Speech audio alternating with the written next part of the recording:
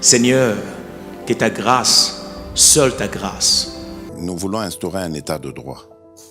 Et dans un état de droit, il y a une justice indépendante. Ce n'est pas à l'individu Félix Tshisekedi de commencer à faire justice.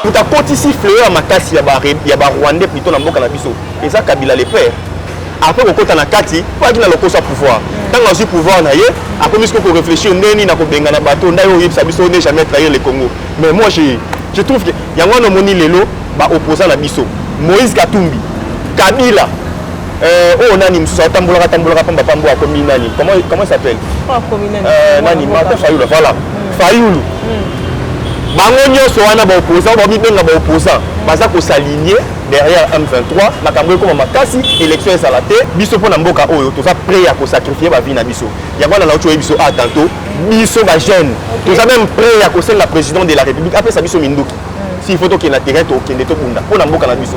Seigneur, que ta grâce, seule ta grâce. Nous voulons instaurer un état de droit. Et dans un état de droit, il y a une justice indépendante. Ce n'est pas à l'individu Félix Tshisekedi de commencer à faire justice.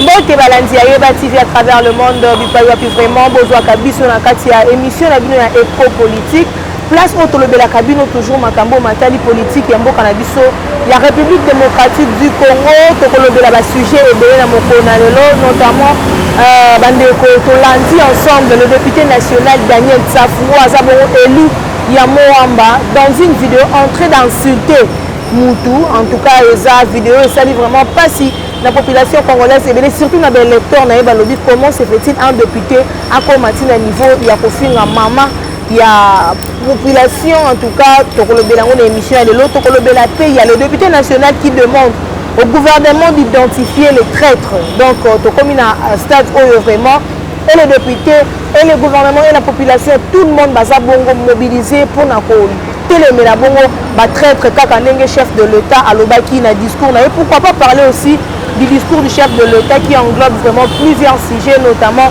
la mobilisation. Il y a civils, surtout jeunesse, ils sont vraiment très mobilisés pour la armée, pour la télémela, makambo Italie guerre, Simbi Bongo Est, il y a Mboka na biso.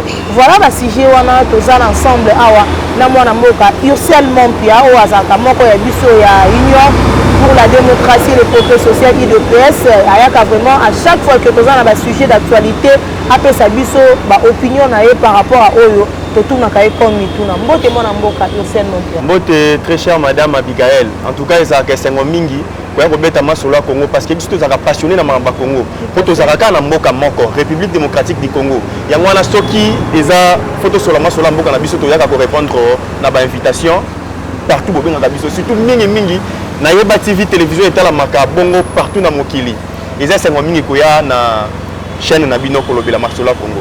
Voilà, moi en mboka Ursel Mompia oza ndeko na biso congolais et surtout oza pe mutu oyo ozali bongo na kati ya Monga Fula eza pe quartier commune oyo eza bongo na kati ya ville province ya Kinshasa tozali kolobela moko ya députés nationaux Elia Moamba Daniel Safu tomoni vraiment na vidéo esali pasi azali kofinga et pour aller plus loin azali kofinga même voir ba bêtises na éviter kolanda honorable député parce que le mot honorable eza moko ba pesa kana mukinyo sote eza moko ya kilo tant bazali ko benga honorable c'est que ozali déjà na ba estime moko ya likolo so kolanda ye bongo kofinga na part na yo juger qui vidéo wana ndenge ngana osepela te to benga ba député nyoso ba honorable photo ye baka ko identifier nani non honorable nani ndaso mérité te ko benga ma honorable parce que mutu lokwa Daniel Safu Mike Mukebai Papa Molière baza censé te ya ko benga ma honorable baza soni ya république bato la misatu na tangi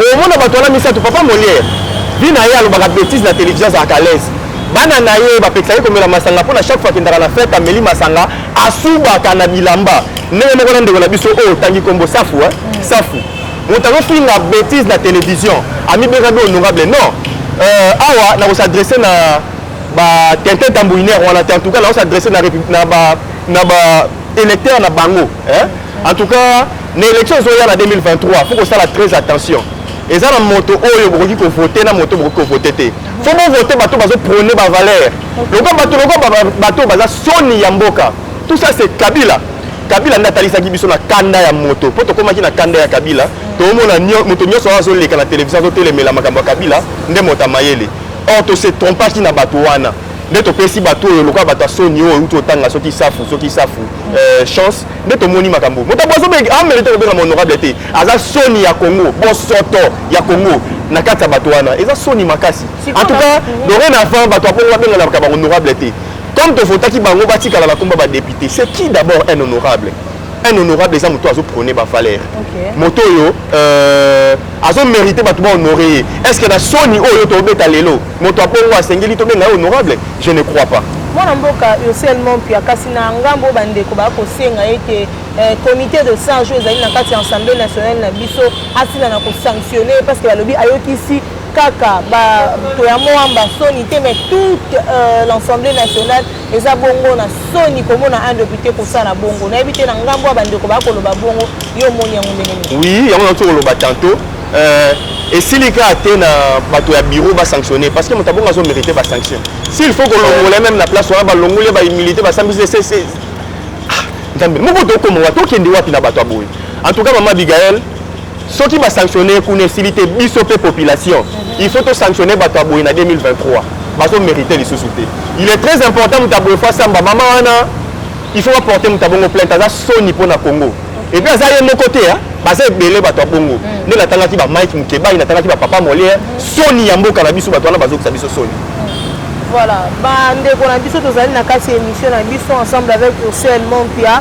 La semaine passée ezaki bongo semaine ezaki très dominé na actualité belé politique na kati mboka na biso notamment le discours du chef de l'État qui a fait en sorte que les lots tozali komona du jour le jour la population baza très mobilisée à chaque fois tozali kolanda na ba information population na Goma kuna bazali déjà mobilisé autant de personnes et belé voir même les femmes bazali kotele na ba biete nous allons entrer tokokoma bongo ba militaire pour na kobunda kaka pona ekolo na biso ndeko Ocel Mompia olanda ki chef de l'État na bokebi nyonso letani no sala ki na discours oyo mokonza mboka asalaki.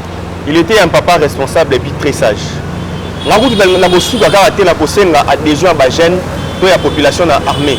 Na osuka na osenga kutu na président de la République. Monsieur le ministre de Défense, si possible, pesa biso population minduki. To sili sali kambo mbala moko. Parce que soki na adhérer na armée, net nga la sala ka politique. Soki na adhérer na armée ko bimeko manga moi kokoso. OK. Ne biso boto na ponga j'ai la rage ya ko na ebite kandele ki makasi. En tout cas to osenga ba pesa biso minduki. Poli kambo photo sili sango une fois pour toutes. To ebi biso nyo sur place u racine makambo e banda. To ko to ebi histoire. Yango na ko senga na ba konzi mboka na biso na système éducatif na biso. Faut pas continuer la biso bon programme. Il y a histoire na biso. Batika biso na histoire kotangisa ba na classe histoire mindele tout ça. On en a pas besoin. Au moins biso to ebi histoire ya mboka na biso bien. To ko monate batu mais la chef de l'État parce que jusque là malgré l'option chef Azozwa il y a des gens qui disent que non Aza soki azosala makambo mpona intérêt na ye tout ça po bayebi histoire ya mboka te ebela bato bayebi histoire ya mboka te yango moni nyonso loba bongo mais baopposant oyo nga na olobaki baza na biso te je le traite même na complice ya makambo ezoleka na est ya mboka na biso chef de l'état asengaki ete tout le monde ameka exactement depuis chef asengi d'autres tozali komona mpe baopposant bazali kojuge mwa discours wana bien te parce qu'on dit que vous ali de peste vous insultez tout le monde vous dénigrez tout le monde bozali komona kaka comme si bino nde boza na monopole ya réussite par rapport à makambo ezali koleka na mboka logique ya baopposant eza logique oyo kabila le père ayaka nango mpo akweyisa mobutu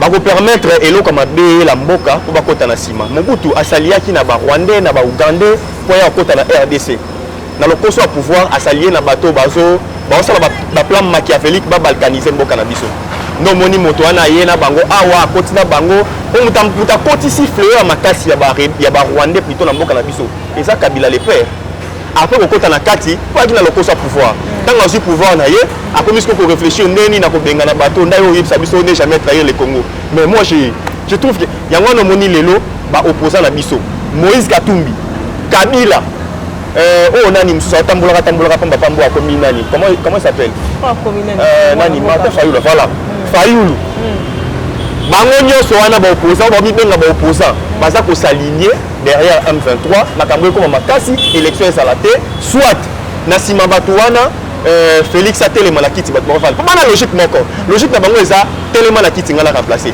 réfléchir solution te réfléchir telema nga na fanda ça c'est grave omoni ntango bato tobeta lisolo ya mboka mama biga fo tozalaka trop sérieux parce que na mboka nyonso ya mokili bazalaka na bacompromis étatique makambo oyo esangisaka mboka so tobeta lisolo ya mboka intérêt ya mboka tozwa no bego na biso na lokoso na biso totyaka yango mopanzi tobeta masolo ya intérêt ya mboka lelo omona les opposants na kana neti bato ya FCC oyo akabila nga na oloba lelo soutenir M23 po anini oyoka bango koloba non avant tolanda discours ya mokonzi ya mboka il faut d'abord ba prisonnier politique il faut sala boye azongisa nini azongisa Doumalegi Lumea qui a dit est-ce que avant bango va soutenir chef de l'état il faut bino UDPS bosenga na PPRD pardon parce que à l'époque Joseph Kabila aussi avait demandé à ce que la population va adhérer à la vision pour te guerre ici la même bino pour intoxiquer la population et que la population quand on a cassé l'idée à Joseph Kabila non on a le droit ba congolais to sous maël mingité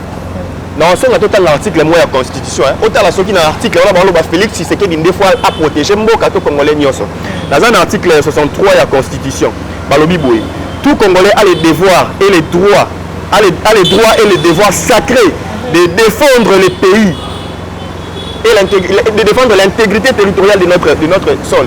Ce qui menace est on comprend que Moutou a été député. Il y a un député sur la député Sony. Sony Moussou Yangwana. Député a réfléchi au fait que la constitution est venue pour la protéger ma belle mboka. Ils ont Sony pour la battre bongo. Peuple congolais. Battre bongo on peut ça bango sous chanceté.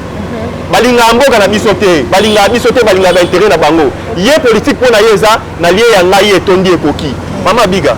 Biso pour na mboka oyo toza prêt à sacrifier ba vie na biso. Ya bana na ocho biso a tantôt biso ba jeune. Toza même prêt à causer la président de la République après ça biso minduki. Si photo qui na terrain to kende to bunda pour na mboka na biso. Photo to na place muso kende te. Je vois comment ba traiter ka bande ko na ba États-Unis ailleurs on comprend. Parce que ça t'a toujours mis pas ya. Mais ah je me sens chez moi. Parce que quand on a un danger, c'est à moi maintenant de défendre mon pays. Mais dans ce cas, moi, député à Mboka na biso. Donc, mandataire à la population. Population est tindaye qu'on n'a pas défendre l'intérêt na biso population. Mais il y a commis qu'on a l'intérêt na yé. Et puis à ceux qui vont à sobe tali solo pour na Kabila. Kabila congolais le quoi light. Est-ce que Kabila ça la nationalité mi balé à Congo na na moko? Non. Totika égoïsme, totika motema mabe. Mboka eza ya biso nyonso.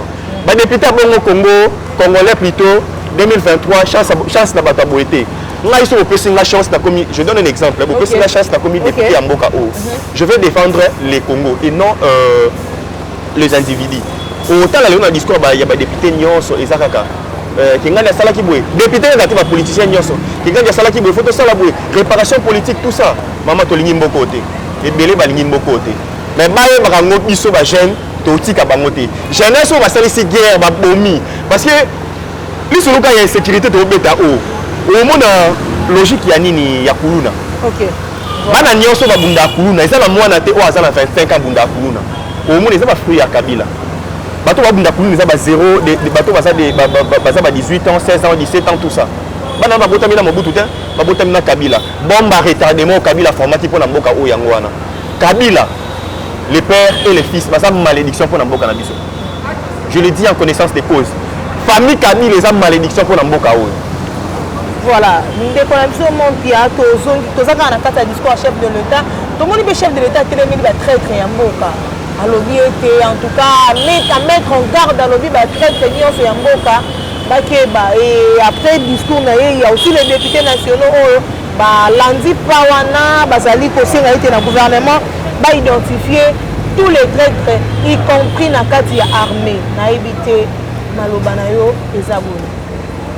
Maintenant on a réfléchi ça qui c'est très important de dire que traître na kati armée tout ça yango biso bilenge tokanisa ebwe nde na uto beta ali soloma mabiga infiltration exemple ba traître basé belé o baza identifiable bazali o peut identifier bango difficilement bazali parce que na cas auto ça na urgence parti en mboka na biso moko eza ko katana bon ko katana teza ya ko potu la pa ba rebelle bien que le long de to beta ali solo boye déjà M23 comme Okiba parti ndambu ya Ruchuru bazui attaque ba Okiba malembe la semaine prochaine déjà fin la semaine où tu es ici là tu as un résultat bien o to wana ngo procès za to protéger mboka na biso Congolais à solo en a posaté à la traître na traître na kati na biso pour livrer information à Rwanda o azabongo mboka mususu a bénéficier na eloko ezapa na biso parce que en réalité Rwanda eko luke loko moko na mboka na biso aiba minerai na biso na mabele na partie mabele na biso aswango parce que pour qu'il peuple yango constitution na biso est claire. D'ailleurs moi j'aime parti moko na hymne national na biso lobaka biso ndeto peuple sol na biso mutu mususu auta libanda te po atondisa mboka na biso biso moko ata centimètre moko te ya mboka na biso to permettre kende 2 millions 45 000 kilomètres carrés ndeto protéger ndezala mama biga ba ko sortir cette fois-ci nous sommes déterminés et là on va kende souté. Voilà, le Rwanda accuse la RDC d'avoir violé son espace aérien avec un avion de chasse. Mon amboka Ursel Mompia Tomoni balobi kobanga pe koti na kata ba Rwanda lelo ko survoler kaka na espace aérien tomoni ba communiquer salemi tomoni panique koti na éviter à quel jeu le chef de l'État veut jouer na mikolo. Le chef de l'État va lancer guerre directement, le chef de l'État prend la diplomatie. Les chefs étaient clairs et puis explicites. Alors, il y a des options. Ce qui est option diplomatie est similité à des options guerre. Mais il y a la guerre en et si la guerre en solo. Ma solo a toujours un intérêt dans biso. Et le président de la République na Luanda a dit clair, moi je ne vais pas négocier avec les rebelles. Alors bien qu'on négocie avec les rebelles. Donc on négocie avec les terroristes à M23. Il était clair. Le Rwanda, Kobanga, ceux qui avaient la mission qui type même en kamwa na nyonso o bango basali to la kisi na mukili mobimba awa Rwanda zo agressé biso Rwanda sali boye ba bengi même président de la République asa trop plaintif nanya lobby te na même na opposant na biso ba lobby siko lelo bango ba olela ndeni est-ce que ton bango banda opposé ba acte mabe ko ya ko piller ko boma ko sala nyonso makambo wana to betali solo za eloko alelo te sali au moins 30 ans. OK. 3 décennies to vivre na logique oyo nanya fungola munoko aloba communiquer à Rwanda ndele loko écologiste mukili. S'il faut qu'il y ait une guerre sur le terrain, tout ça la guerre sur le terrain. Nous sommes prêts à tout. Le président de la République doit derrière. Mais la population se plaint qu'il y a le moyen, parce qu'on dit souvent qu'on a organisé pour contre la guerre, il faut qu'il y ait des moyens financiers, il faut mando qui est là. De l'autre côté, tout ça peut embargo. Comment vous banquez ça comment faire? Déjà, bande qu'on a biso il y a communauté internationale, tout ça va comme Kosenga, biso to fana na ki galito sola pour bazo banga déjà. Dès to beta non li solo boy, to na 7 avions de chasse. Oyo 3 DG 4 réseaux Bakisama. Toi on a 10 chars de combat. Oyo déjà, je crois la semaine prochaine déjà nous allons en possession. Nous sommes prêts. Bako Sabinoté, d'abord on a nombre, na matos M23 et les Rwandais. Na ba Ougandais même. Porter manabisote. Problème est anini. To bande ko to laki na inquiétude muke parce que Rwanda zakana stratégie à se victimiser. Na se victimiser na ya koluka soka ye bagarre na biso sur terrain bato ba côté là ndé président de la République yango na biso côté diplomatie président de la République asali mama na boulot déjà que pousser les Américains Rwanda a agressé RDC. Et ça, ils ont gagné. La France a ça la même chose. Rwanda a agressé RDC. Et ça pour l'avantage, c'est ça la diplomatie au chef de l'État appliqué qui est puis à gagner. Parce que ceux qui ont bagarre sur le terrain à Rwanda, nous avons côté là, le président de la République a dit que Rwanda n'est pas tombé.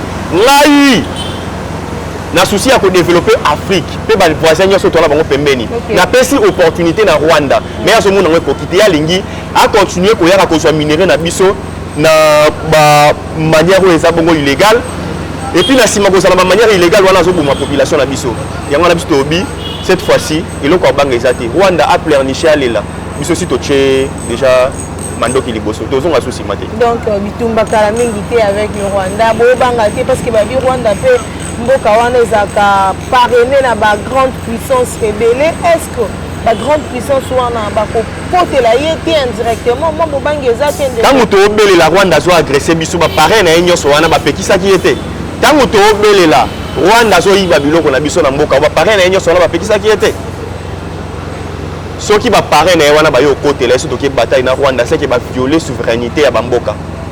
Parce que Rwanda qui nous provoque, nous devons répliquer la provocation. Est-ce que nous avons côté l'ennemi?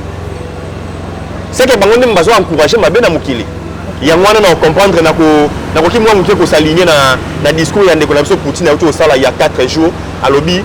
Les Occidentaux, les Européens, créer confort dans Bamboka na bango na bien où ils ont Bamboka na biso. Si réellement Poutine a raison, voilà puissance au lobby va soutenir Kanani Rwanda va s'adhérer à Simanae mais ce qui est ça bon côté va parce que Rwanda n'a provoqué biso ça les gars de répliquer biso dans la poste Rwanda tout dans la poste protéger m'appeler na biso frontière na biso nyo sur dans la poste protéger la poste Rwanda te Rwanda moi comme quelqu'un toke na ngwa par rappel le hote et on dit bana kuna biso to confier pour ni ba ka fu ba via ka biso tout envier bango te bana nini to na mai les leçons on betali sur la développement on betali sur la Congo on betali sur la téléphone on betali sur la Congo on betali sur la il y a changement climatique au Bétali sur la Congo. Toi, pays riche, on a tout. Il y a un moni, badongolomi, soit batamike, mais qui va utiliser Rwanda pour bagarre vers Bisso. Mais Rwanda, tu es na kati. Bisso, on sait la minduki, tu sais la minduki. Là, on va faire la minduki dans Kende na Bundi. En tout cas, nous sommes prêts. Voilà, communiqué du M23 qui accuse le gouvernement congolais d'avoir utilisé des avions de chasse et hélicoptères pour attaquer et bombarder les zones fortement peuplées en tuant des civils. Moi, Tomoni, M23, parce que ce sont les hommes, ce sont les humains, parce que la population bakosilika o mama abi gazobenga ba M23 bandeko baza bandeko na sote toko benga ba bandeko na sote biso so toza bato nzamba keli nde basali pe communiquer baso ko se plaindre balobi que gouvernement na biso est bombardé zone ezali fortement peuplée na éviter na angle nini bakomi komemela biso ke bafunda RDC na niveau international il y a génocide ou bien il y a attaquer humains partout bien ndenge nini mwana mboka seulement bien. Je vais dire à toutes les personnes qui disaient M23 est très fort que biso M23. Je crois qu'il y a une mission na biso awa na yeba TV na lobakango stratégie à M23 et ça nini même ma biso na bataille place population ezali pour ba kende ko funda biso na communauté internationale bato ba soutenir ka yena parrain na Rwanda on a koloba le président Félix abomisi population na non pour votre information population lelo ebele baso bima baso kende vers Uganda ebele baso bima baso kende logique ya M23 to stratégie na ya bataille ezalaki amema biso na terrain place to kokundela la ba on a kati bato ba kufa. Mais là, on a en difficulté. Parce que le plan est similité. Logique, on va est similité. M23 comme ça, on tourne la communauté internationale. Tant qu'on va massacrer, on va massacrer, on va intervenir. Maman, l'article est clair. Tu veux protéger Namabele. Ya Congo, na Banyama, ya Congo, na Babitan, ya Congo, na Bazamba, ya Congo. Mais biso to protéger comme Belete. Pour nous le battre, qui na logique pour bomisa batu non. To bomisa batu te. To do sauver des batu. Oyo ba rebelle ba kangaki. Voilà, ndeko mompi ya moi kozonga moi sima to kutani moi kala lelo yo RDC na Rwanda to ko conclure qu'il y a vraiment fissure la relation ici parce que la semaine dernière nous avons vu le chef de l'État a déclaré que l'ambassadeur rwandais a zonga. Bino na pas na bino temps besoin un message on a parce que vous allez s'inquiéter de l'autre côté bah opposant vous allez côté mais la bino si réellement la RDC est attaquée par le Rwanda comme dit souvent la population ou bien le chef de l'État.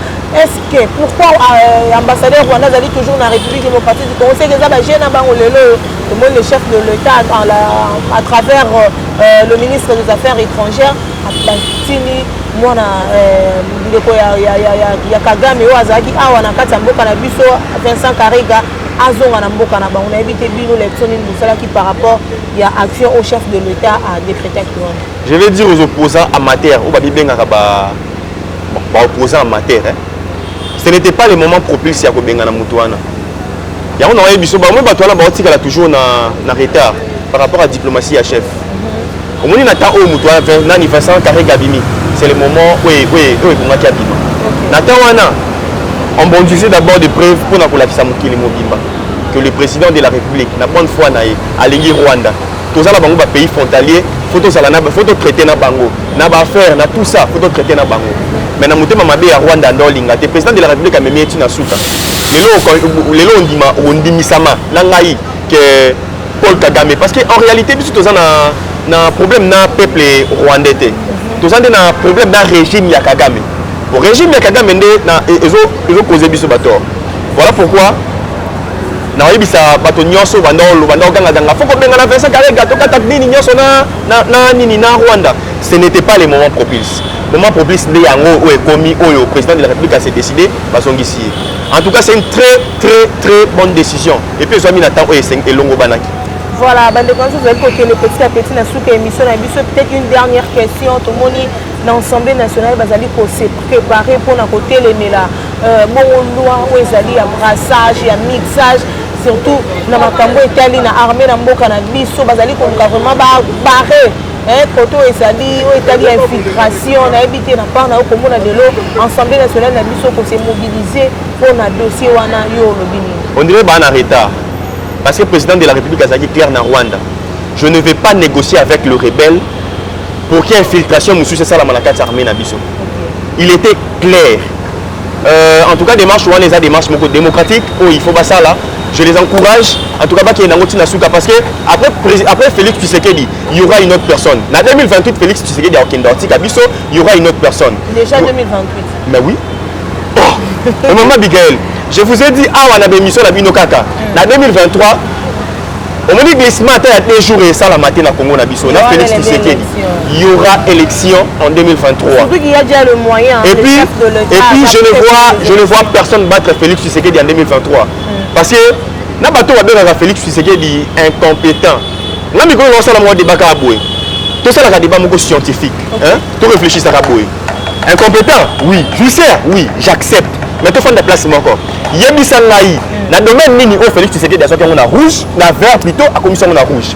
Tu as un enseignement. Au moins, il y a des placements qui sont rouge, la vert, à commission on a rouge. Au contraire, quand tu places qui est rouge, à commission on a vert. Tu as une économie. Au moins, les autres, on peut aller sur la mbongo, na mboka na biso.